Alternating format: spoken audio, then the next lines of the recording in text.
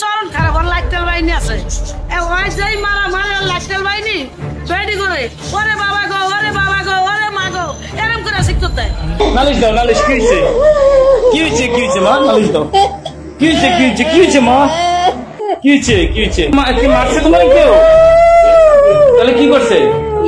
কি হয়েছে মা? কে তোমার মারছে? কে মারছে? এখানে বৃদ্ধ মাদেরকে যে পেটানো হয় এটাই কি যথেষ্ট নয় তার প্রমাণের জন্য?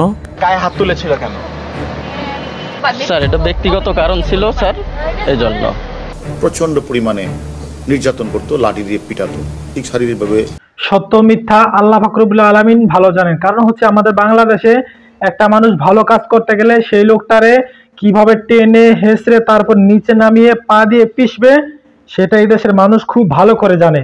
এদেশে হাজারো মানুষ আছে নির্যাতিত, সেই সমস্ত মানুষদের কোনো খোঁজ খবর কিন্তু রাখে না, তারা চোখে দেখলেও অন্যদিকে তাকায় থাকে। অথচ এই লোকটা সেবা দিয়ে যাচ্ছে, তারপরেও এই লোকটার বদনামের কোনো শেষ নাই।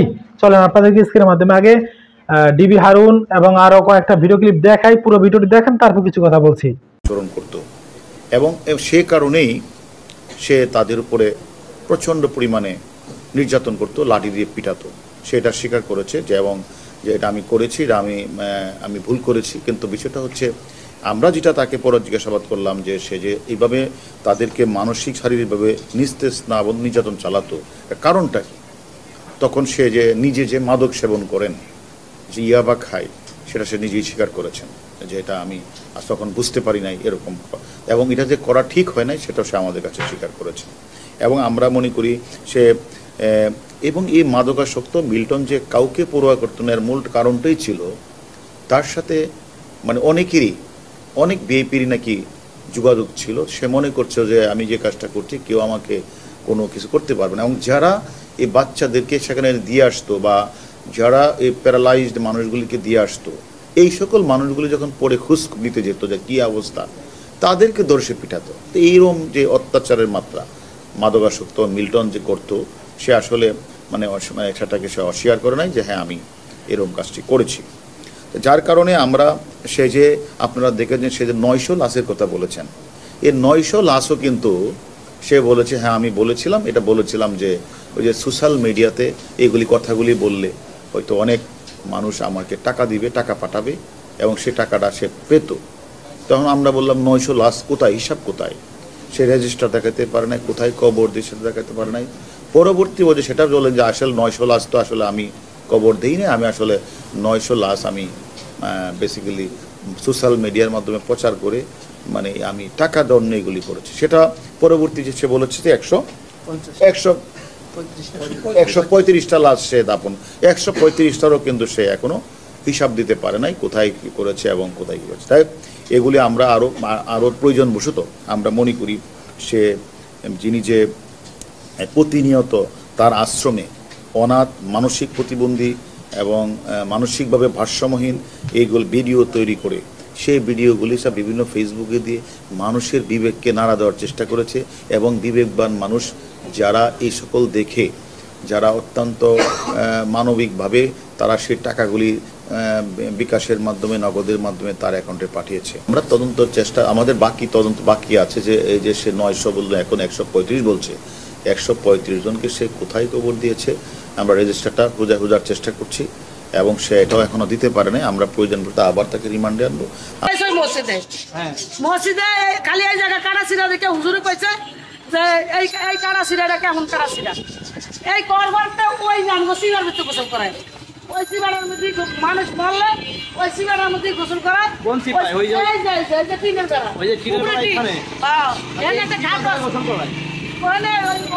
লাইটেল বাইনি আছে ওই নিয়েই গোসল করে, ওই ভিতরে গাড়ি ঢুকে ওই নিয়েই লাইটেল যায়। একদম চরম খারাপ আর লাইটেল বাইনি আছে ওই যেই মারা লাইটেল বাইনি বেডি করে ওরে বাবা গো ওরে মা গো এরকম করে শিখতে দেয়। চাপ দিয়ে আছে আর কি করবো, এত ক্ষমতাশীল যে আশেপাশে এই পোলা মানে যদি কইতে থাক পোলা মানে সন্ত্রাস কয়া ভিতরে নিয়ে মারে, পুলিশ খবর দিয়া পোলা মানে দিয়ে দেয়, লুটপাটের কেস, মারামারির কেস পোলা মানে দিয়ে দেয়। এত খারাপ ওর লাইটার বাহিনী বেশি। কি কি ঘটনাটা ঘটেছে আপনাদের সাথে একটু বলেন তো। পাঁচটা ওই মানুষ আনে, এতদিন গোসল করাইছে ওই মসজিদে। মসজিদে খালি এই জায়গা কাটা ছিঁড়া দেখে হুজুরে কইছে যে এই কাটা ছিঁড়াটা কেমন কাটা ছিঁড়া, এই করবারটা ওই জানবো সিগার ভিতরে গোসল করায়। ওই সিগারের মধ্যে মানুষ মরলে ওই সিগারের মধ্যে গোসল করায়। কোন সিপাই? ওই যে টিনের বেড়া, ওই যে টিনের বেড়া এখানে? হ্যাঁ, এখানে একটা ঘাট আছে। গোসল করায়। ওখানে ওর লাইটার বাহিনী আছে, ওর এনেই গোসল করে, ওই ভিতরে গাড়ি ঢুকে ওই নিয়েই লাইটার লয়ে যায়। আমার লাইটার বাহিনী এই যে গোসল করানোর সময় আপনারা দেখছেন কত জায়গায় কাটা আছে, এরকম কত মানুষ এই জায়গায় কাটা আছে, এই সাইড কাটা আছে, আর কোন জায়গায় কাটা না, ওইটা পুরো হাড়া ছিঁড়া। এইসব না, মিথ্যা কথা, খালি এই দুই সাইডে কাটা পায়। মানে এখন পর্যন্ত আপনাদের জানা মতে কতগুলো মানুষ সেখানে গোসল করাইছে? কমসে কম 600 মানুষ এনে গোসল করাইছে। 600 এনে অনেকদিন এই মানে গোপনে গোপনে গোপনে করে লয়া যায়, রাইতে লয়া যায়, আজানের লগে লয়া যায়। আপনারা সবাই এলাকাবাসী যারা মানে স্থানীয় যারা কেউ কিছু বিচার কয় না, করে তারা কিছু বলেন নাই? ওই র্যাবে করে আনে, পুলিশ আনে, ওইটার আনে আইন এরকম করে। তার মানে আপনারা এলাকাবাসী ব্যাপারটা জানেন, জানি না, আমরা কেউ বলি না। সে প্রশাসনের দোহাই দিয়ে আপনাদের থেকে মানে ভয় ভীতি দেখিয়ে ভয় আপনাদের ভীতি দেওয়া। আড়ালে আড়ালে এই ধরনের কাজ করে। আড়ালে এরকম করে। বুঝছেন? ভয় এমন মানে করে। আপনাদের ভিতরে কেউ তার অত্যাচারের শিকার হয়েছেন কিনা? এই যে এই বাসার মহিলারা আছে আছে হ্যাঁ আছে, আল্লাহ তুমি নীল দুই গুরু ভাই একটু ডাক দেন তো, আমরা একটু পরে না, আসছি এই তো। অসুস্থতা, এই যে বলছে তো আমরাই যাবো। কোনে নিচে আমরা একটু পরে আসছি তো গাড়ি। আচ্ছা নিচে একটা কবুতর লইয়া তার ছেলেটারে আইন না, যেই অত্যাচার করছে কবরের বেল দিয়ে বিড়াইছে তার ছেলেটারে। একটা লোক আছে স্থানীয়, ছুটাই আনছে, এই না হইলে ছাড়তোই না হয়, মারিয়ে লেত ছেলেটারে। মায় গেছে ছুটাইছে, মায়েরও ইচ্ছা মতো বিড়াইছে। মা কিন্তু বিধবা, দেখলে আপনার মায়া লাগবে। সেই মা কি আছে ভিতরে? হ্যাঁ আছে, ওই যে বলছে। তার এই ক্ষমতার উৎস কি? মিল্টন হ্যাঁ, সমাদর। মৃত্যুর সমাধান করছে। ও আচ্ছা আচ্ছা, তার হলো এইটা না, এই হ্যাঁ, যে এইটাই। এইটা আর কিছু না একটা। এটার পিছনে আরেকটা আছে নূর মসজিদে দিলেন।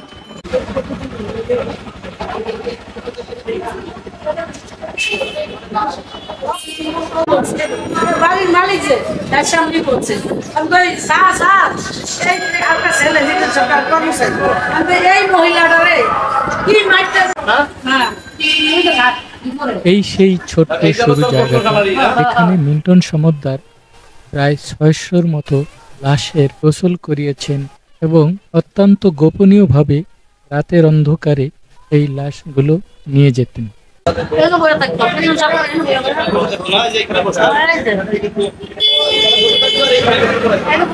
এই যে বলে থাকতো। আপনারা কি কখনো দেখেছেন যে এখানে এই ঘটনা হয়েছে? হ্যাঁ ক্লিপটি দেখলেন এবং ডিবি হারুন সাহেবের কথাগুলো শুনলেন এবং এই যে বিরুদ্ধ মহিলাদের এই যে সমস্ত মহিলাদের কথাগুলো শুনলেন। ভাই, এই দেশের পুলিশ প্রশাসন ওরা চাইলে সবকিছু সম্ভব, ওরা চাইলে সবকিছু সম্ভব। আপনারা দেখেছেন গত কয়েকদিন আগে বডি বিল্ডার ফারুক নামে একজন লোক ছিল, সে মাদকের বিরুদ্ধে সবসময় তিনি সোচ্চার ছিলেন। আর সেই লোকটারে মাদক দিয়ে ধরাইয়া তারপর পিটাইয়া তারপর সেখানে পুলিশ মানে থানার মধ্যে মেরে ফেলছে, কিন্তু কোনো বিচার হয় নাই। কারণ পুলিশের সাজানো নাটকের মধ্যে কেউ ধরতে পারবে না। এদেশের পুলিশ যদি চায় যে এই দেশে মাদক রাখবে না, তাহলে ওরা পারে সব সম্ভবতের মাধ্যমে, কিন্তু ওরা এটা করবে না, কারণ ওরা নিজেরাই মাদকের সাথে জড়িত। আর এই সব কথা বলতে চাই না, আমাদের সরকার তো চায় এদেশে মাদক না থাকুক, কিন্তু সরকার তো নিজে বাড়িতে বাড়িতে যাই তার খুঁজবে না। পুলিশ প্রশাসনদেরকে টাকা লক্ষ লক্ষ টাকা কোটি কোটি বিলিয়ন বিলিয়ন টাকা দিচ্ছে কি জন্য? যাতে করে দেশের শান্তি আসে, দেশের যুবক সমাজটা যেন নষ্ট না হয়ে যায় সেজন্য। কিন্তু সেই সমস্ত পুলিশগুলো খালি খায় আর পেটটার বিশাল বড় বানায়া রাস্তা দিয়ে হাঁটে। আর কিভাবে কোন জায়গায় ভালো কাজ আছে সেখানে বাধা, যেখানে নষ্টামি আছে সেখানে ওরা আরো জায়গায় তাল না চায়। এটা হচ্ছে বর্তমান সমাজের পুলিশের অবস্থা। 99% পুলিশ, 1% না বরং 99% পুলিশের অবস্থা এটা। 1% লোক আছে ভালো। আল্লাহ হাফেজ। দর্শক শ্রোতা, আমার হাতে একটা বাবুই পাখির বাসা দেখতে পাচ্ছেন। এই বাসাটা দেখার পরে আমার আল্লামা দেলার হোসেন সাইদি হুজুরের কথা খুব মনে পড়ে গেল, অনেক মনে পড়তেছে। যখন থেকে এই বাসাটা আমার হাতে আসছে, আমাদের বাড়িতে একটা নারিকেল গাছ আছে, সেই নারিকেল গাছে পাখিতে বাসা বাঁধছে।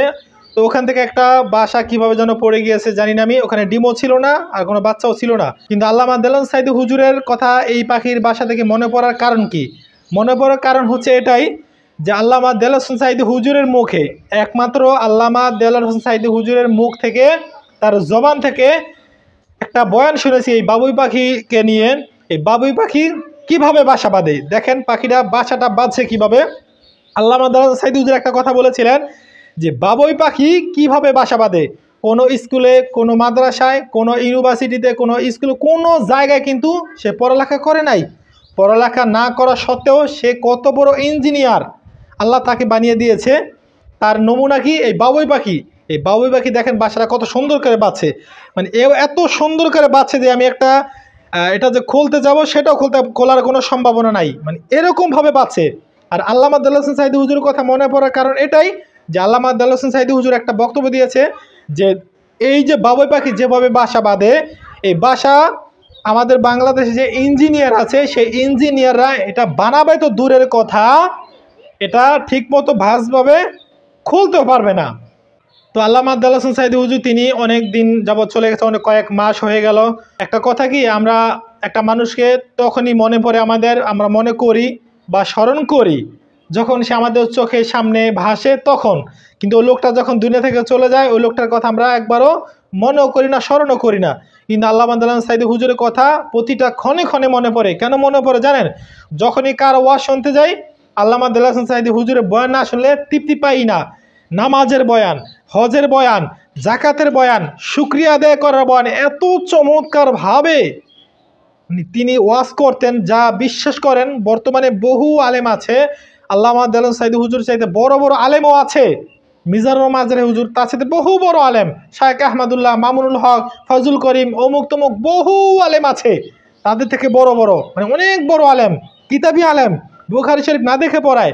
কিন্তু আল্লামা দেলোয়ার হোসেন সাঈদী হুজুরের মতো এত চমৎকারভাবে বয়ান আমি কারো মুখ থেকে শুনতে পাই নাই। অনেকে বলে মিজানুর মাজারে হুজুর বয়ান অনেক শুনতে ভালো, হ্যাঁ অবশ্যই ভালো, তবে আমি মিজানুর মাজারে হুজুর বয়ান এত শুনে মজা পাই না যতটা আল্লামা দেলোয়ার হোসেন সাঈদী হুজুরের বয়ান শুনে মজা পাই। এই যে দেখেন তিনি একটা কথা বলেছেন যে এই যে বাবুই পাখিটা তিনি যে এটা বাসা বাঁধে, এ দেখেন আরও আমি আশ্চর্য হয়েছি এই জন্যই যে আল্লামা দেলোয়ার হোসেন সাঈদী হুজুর বলেছিলেন যে এই যে পাখিটা বাসা বাঁধার পরে ওখানে তো তার কাছে কারেন্ট নাই, বিদ্যুৎ নাই, সৌর বিদ্যুৎ নাই, কোনো কিছু নাই, তাহলে সে লাইটটা জ্বালাবে কিভাবে?